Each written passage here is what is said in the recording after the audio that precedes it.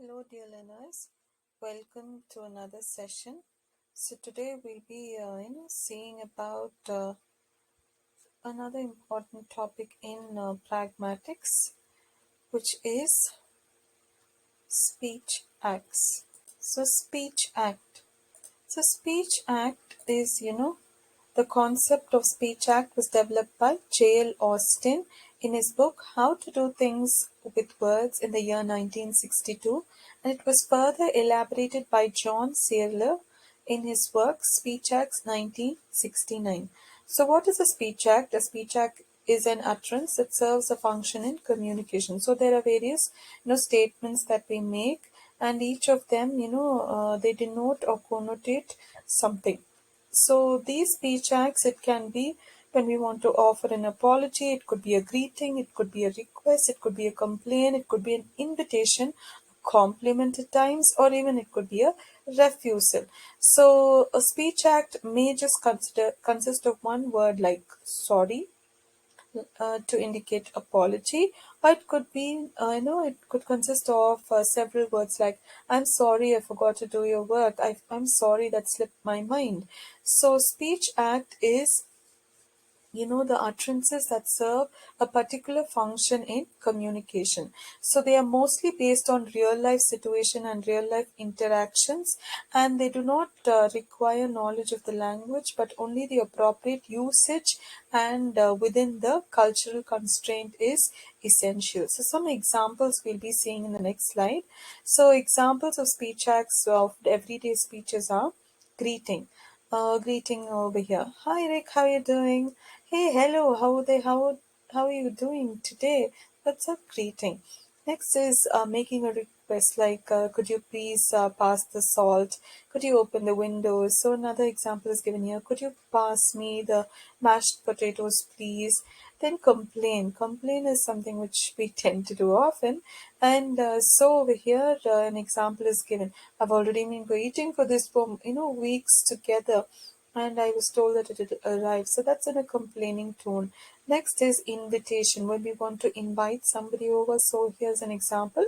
We're having some people over on Saturday, so would you like to join us? Next is compliment, like, hey, today you're looking really beautiful. Hey, you've got a good tie out there. So this is a compliment statement. Next is a refusal. So refusal is, oh, I know I'd love to be with you, join you today, but unfortunately I'm busy at work today. So these are some of the examples of speech acts. So now moving on, there are two kinds of speech acts. One is illocutionary. Next is perlocutionary. So illocutionary is one in which we make asserting, demanding, promising, suggesting, exclaiming, vowing. So anything that possibly has the pronoun I in front of it, like I warn you, I urge you, I thank you. So every illocutionary acts are declarations of the personal point of view or intent, and there are also pronouncements from the self to the world. So like telling from your point of view, I give my oath to you, I order you to knit one. So illocutionary acts don't necessarily have an immediate present audience, and this is my like example, this is my last testament, this is my will. So these are some examples of illocutionary act.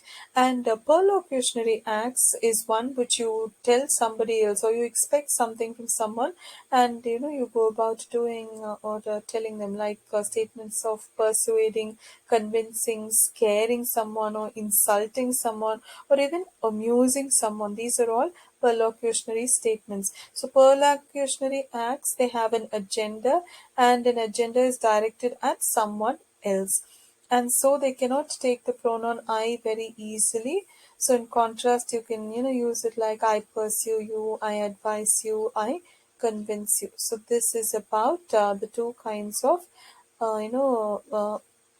speech acts. So there are also families of speech acts, and the families were given by Austin, and there are five. They are verdictives, exercitives, commissives, behabitives, expositives. So verdictives is based on judgment. So based on findings, whatever speeches whatever utterances we make. Next is exercitives, meaning to exemplify power, to show your influence of power, the utterances that you use. Next is commissives. So commissives is when you're making a commitment or a promise. So that falls under this category. Then you have behabitatives. Sorry, behabit types. Types. Behabitives. Sorry again for the mispronunciation. So we see that in this it is about to do with social behavior and attitudes like apologizing and congratulating. And the last one is expositives. Expositives is to explain how our language it interacts with itself. So this was about speech acts, and I hope you understood all the concepts given forward in this video. So thank you everyone for joining today's video, and continue learning, enjoy learning, happy learning.